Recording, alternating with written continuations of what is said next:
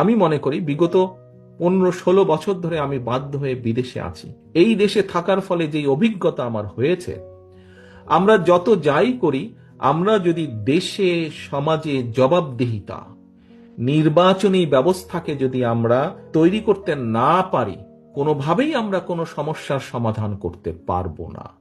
সেটি জাতীয় পর্যায়ের নির্বাচন হোক, সেটি লোকাল পর্যায়ে নির্বাচন হোক, যেখানে যেখানে নির্বাচনের বিধান আছে, আমরা যদি নির্বাচনী ব্যবস্থা সামগ্রিকভাবে সমগ্র বাংলাদেশে গড়ে তুলতে না পারি, অর্থাৎ একটি নির্দিষ্ট সময় পরে পরে যত ঝড় তুফান বন্যা বৃষ্টি যাই হোক না কেন, নির্বাচন হতেই হবে, নির্বাচন হতে হবে, এর কোনো বিকল্প নেই।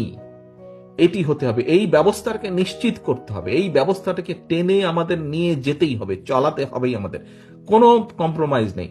নির্বাচন হতে হবে, যেখানে জনগণ ভোটার, সেখানে জনগণকে নির্দ্বিধা নির্বিঘ্নে শান্তিপূর্ণভাবে ভোটের ব্যবস্থা থাকতে হবে।